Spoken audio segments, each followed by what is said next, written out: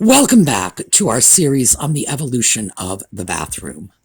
So last week, we took the bathroom from its earliest days in England, in Bath, and we got this from the Roman ruins in Bath, which gave us an opportunity to look at some very sophisticated plumbing from the 1st century. We had a chance to take a look at how plumbing re-evolved over the next 2,000 years. And we finished off at the turn of the 20th century. So that's where we're going to pick up today when we come back.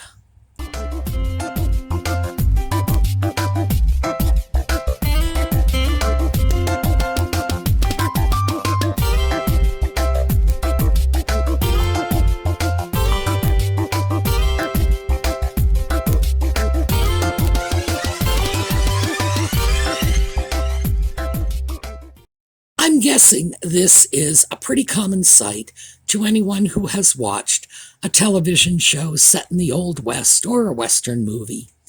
It's the pump sitting inside in the kitchen at the side of the sink, and Ma's going to be cranking away at it to pump water into her sink. No, that's not what happened. This is what happened. If Ma wanted that water, she had to go outside to the pump in the backyard. And in this case, the lady of the house is pretty lucky. The pump is just a few steps beyond her back door. She would have had to fill a bucket and bring it inside. And the reason for this is they did not bring that pump indoors. When plumbing came into the house, it came in much the same way it came into the rest of our homes. That pump, as you can see here, next to the sink is actually a feature of a more modern era. Now, if you'll notice, we've got the steel sink, we've got the Formica countertop, so you can tell this is a late 20th century pump at the sink. This is done in areas where you might have your own water supply, you might have electrical power issues, you might be off the grid, etc. But this is not how your 19th century great-grandma dealt with her kitchen water. No, the pump or the well or whatever her water source was, in fact, it could have been, the stream down the road. She would go out, she would fill a bucket, she would bring it back indoors. So I just wanted to throw that one out because that is a common misconception that hand pump was part of the indoor plumbing process. It was not.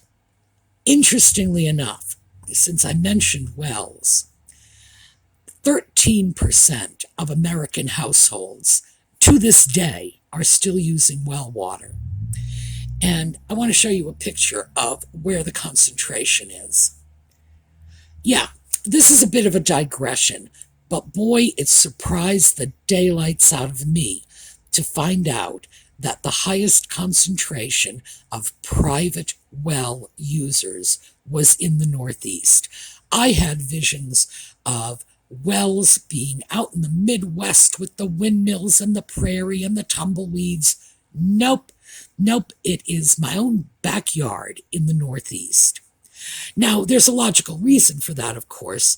When plumbing first became available, a lot of people did not have water supplies. You didn't have a water supply. For example, if you were outside of a major city, you would have to dig your own well. And once you dig your own well, why in the world would you want to pay the city for their water? So a lot of these are the results of older wells that still happen to be in use today.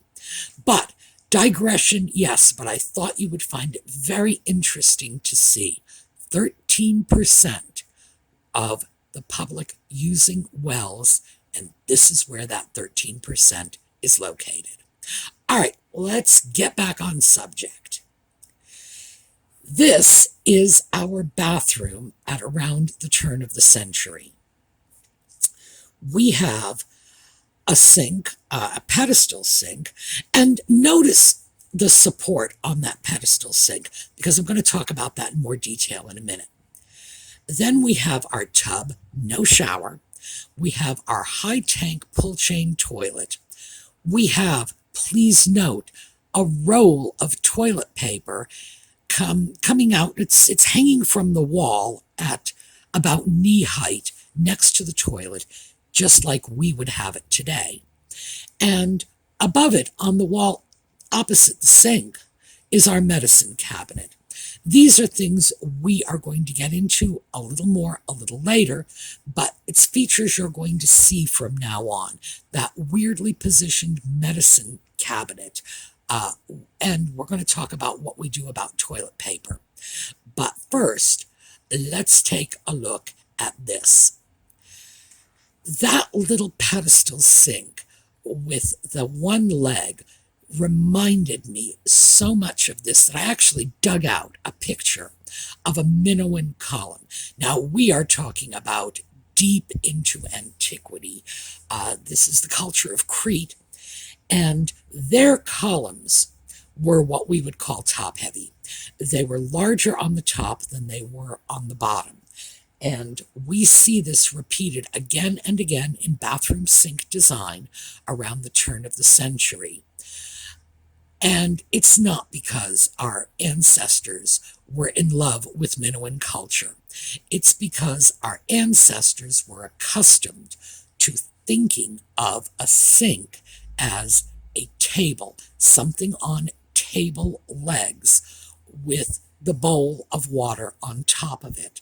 So when they had to support that pedestal sink, they were not thinking of a large imposing Greek column, for example. No, they were thinking more along the lines of a tapered table leg. So next up, what we have here is a very nice turn of the century bathroom, and it's got all the goodies. We have the tub with a shower, and remember, showers are a rarity at this point.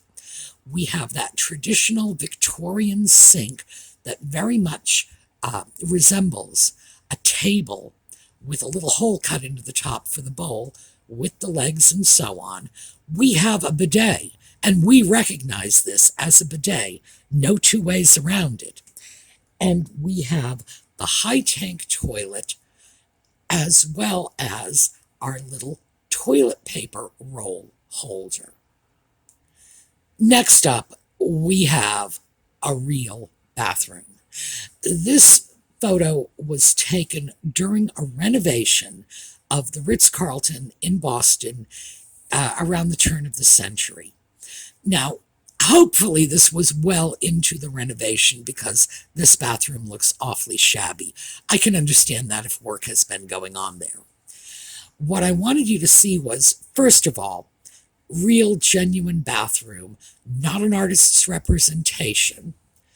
But notice the size of that tub. That is just huge. The sink is what we know sinks were at the time. They resembled small tables. We have what I believe is only a portion of the toilet here. And you can see it is housed in a very large space. One of the reasons I was intent on including this is so that you could see that the bathrooms we are seeing, even when they are illustrations, not photographs, what we are seeing are representative of genuine bathrooms that would be in use at the time.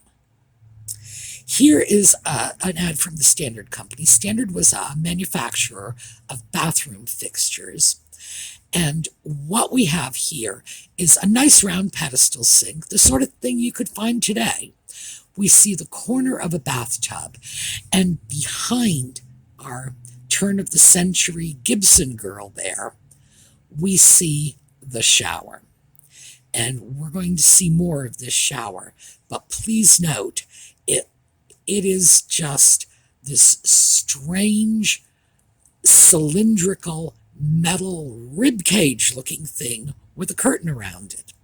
And as I say, more on that as we progress. Here on the left-hand side of the image, you can see part of a shower. You also see, and we're going left to right as always, the shower, the low tank toilet, which means this is post 1907. 1907 was when they finally got that low tank flushing toilet to work properly. A bathtub, a pedestal sink, the sort you would see today. So some of these styles haven't changed very much at all over the years. And on the far right, we see the corner of the sitz bath. The sitz bath was still very much with us at this point.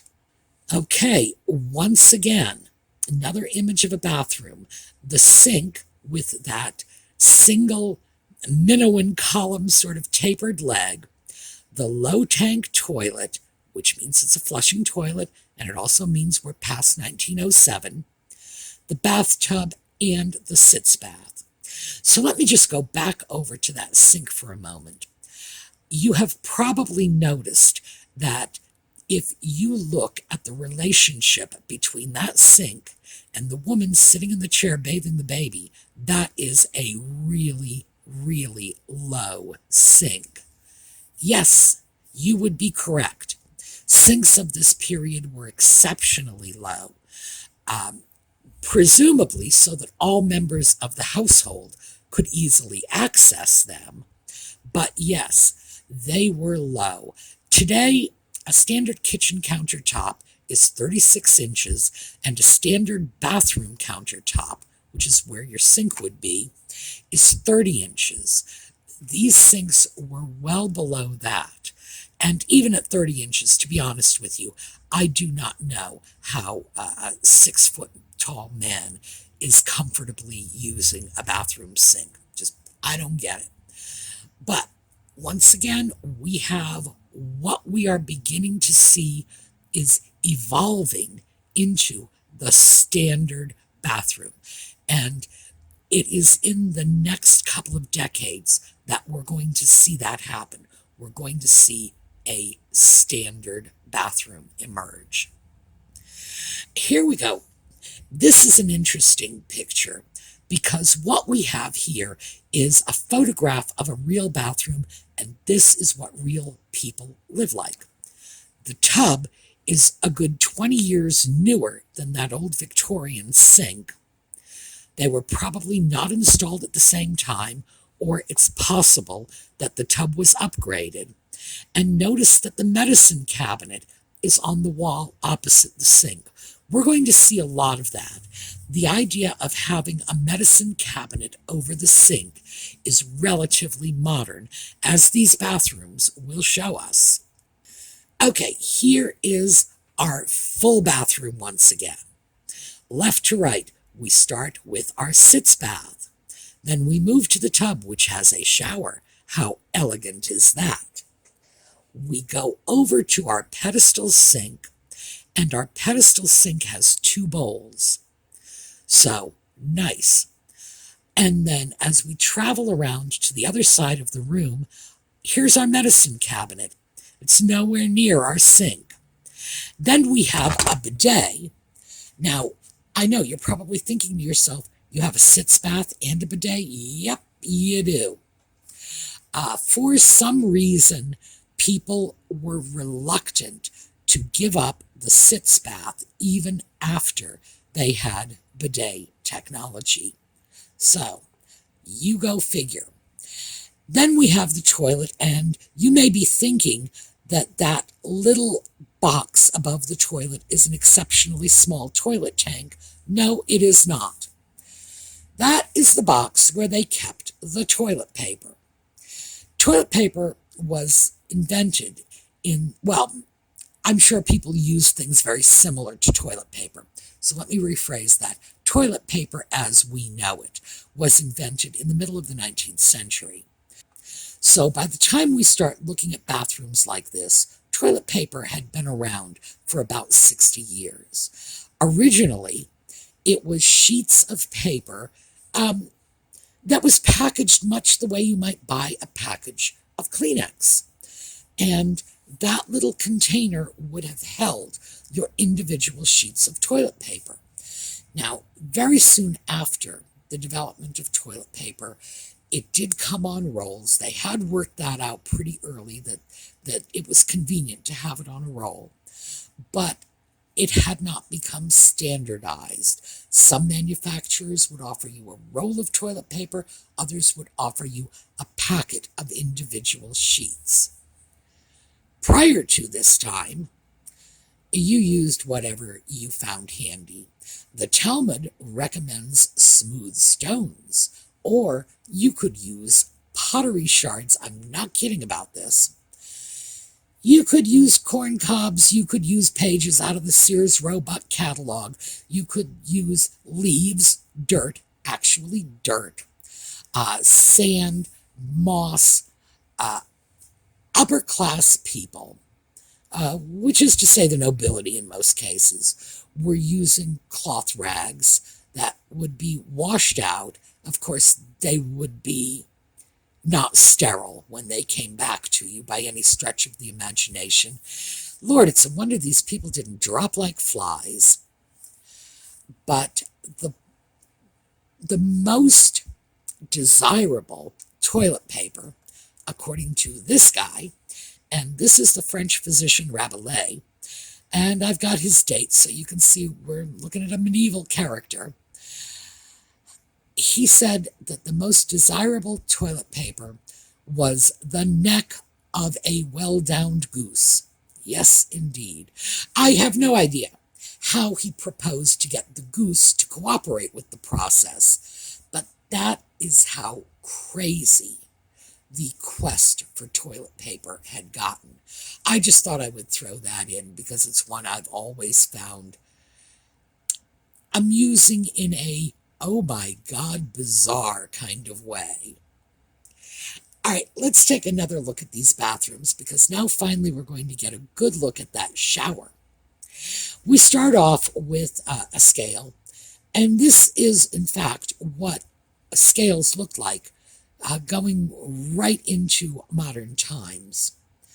So we have the scale, we have the high tank toilet, we have the medieval torture device, which was actually the shower. And we're going to stop for a minute and talk about that.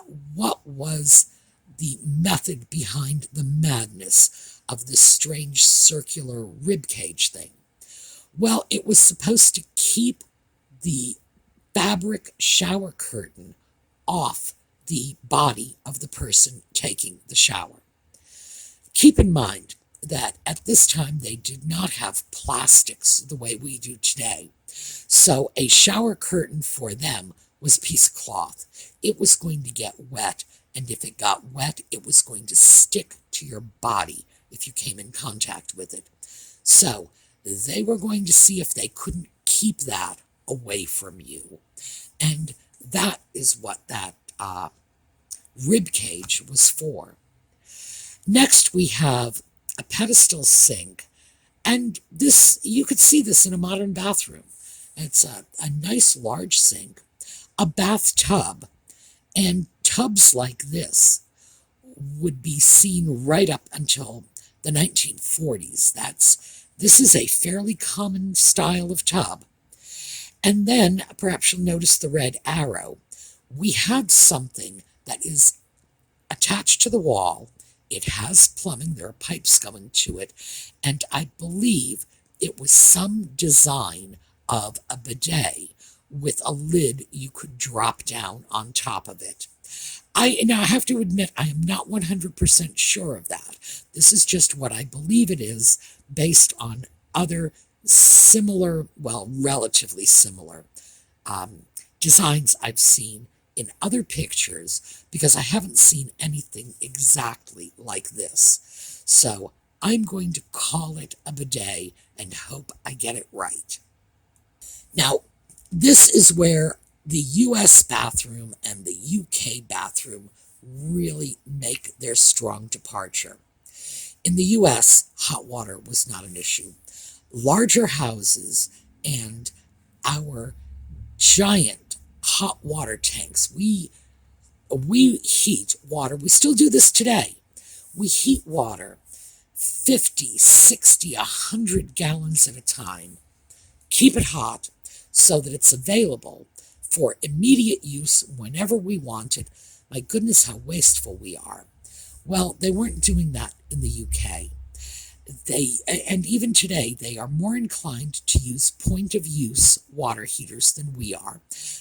They call them electric water heaters. We don't, because our water heater, that giant 100-gallon tank, can be heated by electricity, by gas, by biofuel, by anything you can think of.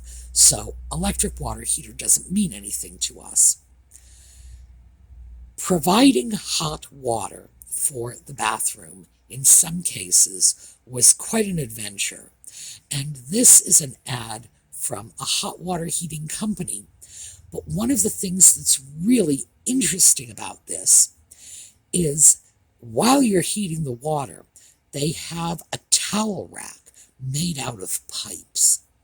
And you can heat your towels at the same time.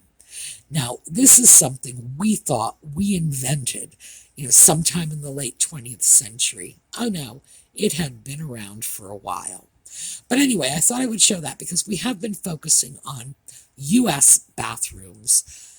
Much of the rest of the world, the rest of the Western world, let me be clear about that, developed their bathroom along the same way we did. But as I say, the major point of departure between us and the UK in particular was heating the water. And for us, it was barely even a consideration because we would have already had the water heater as part of our basic plumbing. In the UK, no, they had to make allowances for this because they just don't heat their water by the 100 gallons at a time the way we do. I know, what's wrong with those people? All right, standard bathroom ad. I like these ads because they show you what was actually out there and available to the general public at the time. They were selling these products. So, yes, they wanted to make them look enticing, but they also wanted to play to the taste of the average member of the buying public. And that's one of the things we can learn from this. What did people want? Because the companies that manufactured these products made sure they knew what people wanted. That was how they stayed in business. So we have a tub and shower in this picture, and we have a sink that they're hyping as a one-piece sink. And we had talked about this when we discussed the Victorian sink.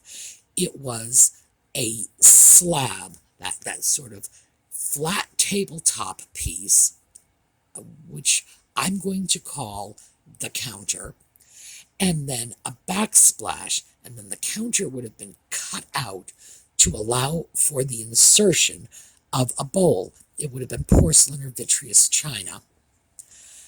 And what Standard has done is they've said, let's get rid of the marble, let's get rid of the vitreous china, let's come up with a porcelain enameled one-piece bowl. Now, the porcelain was enameled over cast iron. So that's what they are hyping at this point. And suddenly the bathroom fixtures are becoming a whole lot cheaper because all this sink is paint fired on over cast iron. We're talking definitely a low-cost alternative. Oh, this. Yes, yesterday we spoke about stereoscopes. Victorian people would put a little stereoscopic device up to their face, look into it, and drop in a card with two images, each image being slightly offset, and it created the impression of three-dimensionality. This is a stereoscopic card of a woman about to get into the shower. And Some of you, I'm sure, have already twigged to this, but yes, this is Victorian pornography. This was a girly picture. This would have been, well, yeah, it's a girly picture. What more can I say? But we do get a very good look at the bathroom. The sitz bath is still with us. We have the pedestal sink over in the corner. We have a bathtub, but this time out, we've got that rather rare shower too. Oh my, my. At this point, our bathroom is becoming standardized. We are now seeing the fixtures we will be seeing in bathrooms for the next 100 years. We have the tub, we have the pedestal sink, we have the mirrored medicine cabinet over the sink. This is quite a big deal because this is a departure from where things have gone before, and we have the flush toilet. And please make a note of this price. We will come back to that later. It's just under $106 for this whole suite of bathroom furniture. Now here is our super elegant bathroom. In the middle, we have this giant tub, and you just look at it, you know this is opulent. When we start at the left, in the alcove, we have a shower. And if you'll notice, that shower still has that weird ribcage configuration, even though it's completely tiled in the corner, and it's not necessary to keep that shower curtain off your body. The Victorians were interesting people. Once they got an idea in their head, they really just didn't want to let it go. So that's how we explain this. We have a large pedestal sink with a very large mirror. In the alcove on the other side of the sink, we have our high tank toilet. And as we move around the room, we have our medicine cabinet on the wall, not over the sink. And you will notice that we finally come up to this object that's pointed out by the red arrow. This is a shaving stand. You can tell, frankly, because of the abundance of mirrors. This is just a table where Dad would shave. Apparently, men had not yet become accustomed to shaving with the aid of running water. Prior to this time, when a man would shave, he would just smear lather on his face, shave it off, and then not really wash his face. He would just sort of wipe it down, perhaps with a damp cloth. But the idea of thoroughly washing his face afterward with a whole bunch of water it just wasn't going on in his head. All right, another standard ad. One of the things I find very interesting about this is, remember that one-piece enameled over cast iron sink they were talking about? We have this on the back wall, and it is being supported by Victorian brackets. Once again, let me stress, the Victorians didn't give up their ideas easily. Even with the brand new technology of this sink, they still wanted their frilly brackets. So, let's see what we have next. All right. This is a great little bathroom, and at this point, we are starting to see the concept of compact bathrooms. We're trying to save a little space. We no longer are allowing an entire 9 by 12 bedroom to be converted over. People are converting closets or alcoves into bathrooms, and space saving is becoming a priority. Now, we have a toilet without a tank, and we'll discuss that in a moment. The tub and shower. We have a pedestal sink. And let's move back to that toilet again. The piping is going into the walls, and you will notice that There's no tank. It's not a raised tank. It's not a low tank. This bathroom was probably located in a large apartment building, possibly even a hotel. It would have been located in a place where there were a great many bathrooms to service. They would have run the piping through the wall up to the rooftop, where a large cistern of water, very probably rainwater, because we're talking wastewater at this point, very probably rainwater, would be flushed down into the toilet. It would pick up pressure as it moved down the pipe, making it a very effective method of flushing the toilet and also allowing the hotel, and I don't know if this is a hotel or apartment building, but we're going to say hotel. We're allowing them to save money by not using city pumped in water, but by using catchment water like rainwater, because after all, this was just going to be flushed down the toilet. Very clever. Here is another tiny bathroom. This is from a plumbing company. We have our toilet, our tub with shower, our pedestal sink, our medicine cabinet not over the sink. But what we're seeing is people crowding the bathroom into ever tighter and tighter spaces. And this. Okay, here we go. Remember that last bathroom that was priced out for us and it was $106? Well, here we have a bathroom at half the price.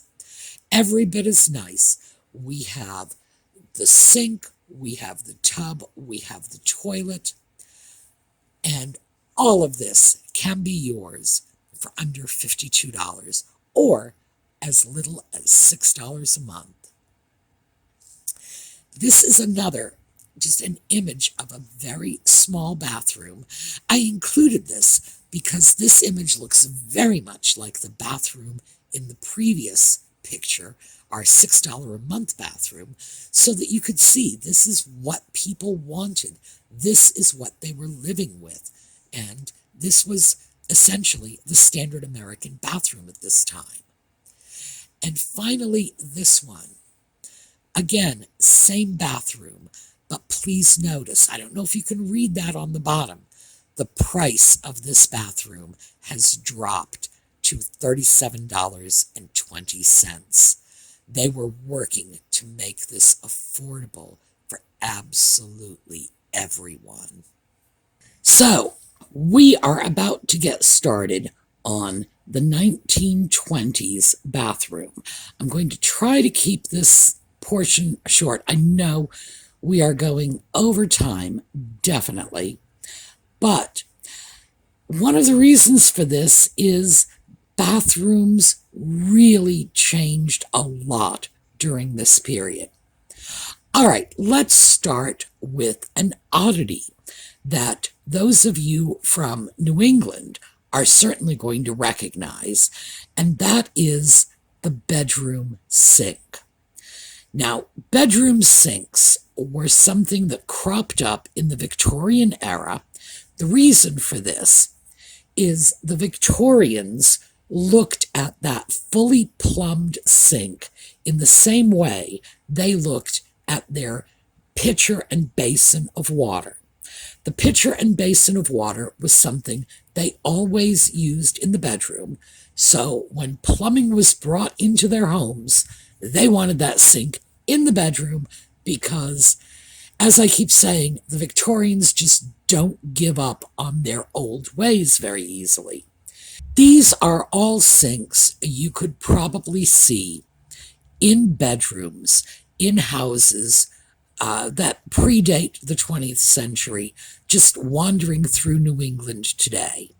In a lot of instances, the sinks have been removed from the bedrooms. Occasionally, you will see the stubs of pipes peeking out of the bedroom walls. So we just took a look at a few of them, but notice this one is still tiled around the area where the sink would have been. Sometimes you will even see a section of tiling on the floor under the sink area. I wanted to point that out because it's a bit of an oddity. A lot of people have questions about that. Why would there just be a sink in the bedroom? Why not, a toilet, making it a half bath or something like that?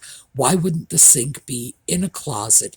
No, that sink was in the bedroom because the Victorians saw this as an extension of that pitcher and basin they were used to. Now, this is something interesting. You see this more on the West Coast, but occasionally you do see it on the East Coast in older homes that were converted for plumbing, usually around the 1920s. And that is what we call a split bath. The toilet would be located in a closet because the toilet was likely to be the first piece that was installed. And then the rest of the bathroom, the sink, the tub, would be installed either in the room next door or a nearby room. But your bathroom would, in effect, be two rooms. It would be a toilet room with the sink and tub, the washing portion of your bathroom, located elsewhere. I've known people who have lived in apartments like this with split baths, mostly in San Francisco. Frankly, I think it's very common out there. And they tell me it's extremely inconvenient. And if they had their choice, this is not how their bathroom would be arranged. But again, it's something you might see. It's a legacy of our past, and it's part of the evolution of bathroom design. So I thought we would take a quick look at it. Our 1920s era bathroom. Now, starting from left to right, we have a dressing table up against the wall with a mirror. We have the toilet in an alcove off the main bathroom. We have the pedestal sink. And then we have this. This is the little extra sink you see very often in bathrooms of this era. They had gotten rid of the sitz bath, but they still wanted a little auxiliary sink. I'm not sure what they did specifically with this. I've heard them referred to as shaving sinks. That might, in fact, be what their purpose was. Or it could just be that, these people wanted sinks. I can't really say for sure because there is no one explanation for why there would be two sinks in the bathroom. I've heard people say everything from you washed your feet in it, which frankly seems rather impractical to me, to this is where you would go when you wanted a drink of water, because the main sink would have been a washing sink, and people new to plumbing might have had a little bit of difficulty figuring out that washing and drinking, you could use the same water. And then, of course, as we finish our tour of the room, we go over to the bathtub. This bathtub is starting to look quite modern. You will see bathtubs just like this for the next 20, 30 years, and the shower head. And once again, the whole setup, the bath and shower, is starting to look very, very modern. All right, here we have another bathroom, and we're looking at another innovation. But let's start off left to right. We're starting off with the scale, and that's on the far left. The tub shower combination, again, looking very modern. The bathroom off in its own little closet. And this new innovation, and this is the corner sink.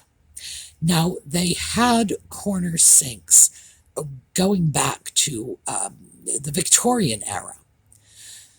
What differentiates this sink from the Victorian sink is it was made to fit into a corner. The Victorian sinks were often assembled, so you would have the deck, that countertop piece of stone or marble, the one that the bowl was set into, and the backsplash. Now, you could have a corner backsplash that would allow you to fit your regular sink into a corner, but in this case, because this would have been a porcelain enamel over cast iron sink, it was built to fit in the corner from the get-go. And that was considered a rather novel, space-saving improvement. I have a sink, by the way, from this era, which is a corner sink. And as I mentioned yesterday, I'm going to have to go dig it out and get you some pictures of it, because it is lovely. But for now, we're just going to look at that, and it was space-saving. Notice the sitz bath is still present. It took a lot for our Victorian ancestors to eventually give that up, because they were still not bathing every day. All right, this is an ad from the Standard Company. They manufactured bathroom fixtures. And if you look at this bathroom, you could see this in someone's house today, and you wouldn't bat an eyelash at it. In the 1920s, bathroom fixtures became recognizable. We look at this and say, this is what we know as a bathroom. They don't even look antique to us. They simply look like what we are accustomed to, because this is the point at which we were setting the standard. Now, here is one of the greatest innovations of the 1920s. Prettying up the bathroom. They began decorating their bathrooms. The bathroom started to become a room they paid attention to. It was no longer just a room dedicated to function and service. Now they were starting to put some thought into it. As we move around this room, we see a very large dressing table on the wall to the left. We see the shower in an enclosure. We see the bath also in an enclosure with a step up to get into the tub. And as we move around to the right-hand side, we see our sink and a very nice mirror. And notice the tile work. That's the thing. The tile work is becoming wonderfully decorative. So this is when we start paying attention to beautifying our bathrooms. This is another example. And once again, we have that little extra sink over in the corner. I put a little arrow there to point it out. The bathtub is now encased in a little bathtub surround. And this is just framework with a backer board on it, and the tile is going around the tub to make the tub look built in. Once again, decorative tile, and we are paying attention to what this bathroom looks like. Another. Left to right, we've got the sitz bath, the sink, and the tub. And once again, all of the decorative focus here is on the tile. The walls are tiled. Well, this one, the tile basically up to the ceiling. This one, well, we are definitely looking at an Art Nouveau bathroom. It was becoming important for your bathroom to look pretty, to look stylish. And if you look into the room beyond, you'll see it's a bedroom. So at this point, having the bathroom off the master bedroom was becoming a thing. And that would suggest that this particular house might in fact have more than one bathroom. Rather la-di-da for the 1920s. This one is just a wonderful bathroom from the era. You can see the fixtures are exactly what you would expect from the period. In fact, the sink seems to be a little 1910 rather than 1920. We've got a beautiful set of murals on the wall. The Asian theme has been, from the 1920s right up to the 1960s, an extremely popular motif for decorating your bathrooms. This one is just exceptionally pretty. So I wanted you to see it. And finally, our last picture, we have the bathtub that is enclosed in the tile. We have the wallpaper all over the walls. And again, you can see the fixtures are not exactly state of the art, but we are devoting our attention to creating a more decorative space. And that is one of the things that the 1920s gave us in abundance: decorative bathrooms. All right, so that is what I have for you today. I've already gone way over my allotted time. I have to apologize for that. But we're not through with bathrooms yet. When we get into the 1930s, that is the point at which bathrooms really reached their zenith. Some of the bathrooms I have yet to show you are just unbelievable. So, next weekend, hopefully, we will be able to finish this up. Meantime, have a terrific day. If you watch Just Chattin', then join me this evening for it. Otherwise, I will see you next weekend on the thrifting videos, and we're going to take a look at a little slideshow on our way out, just for the sake of celebrating spring. So I'll see you all next time.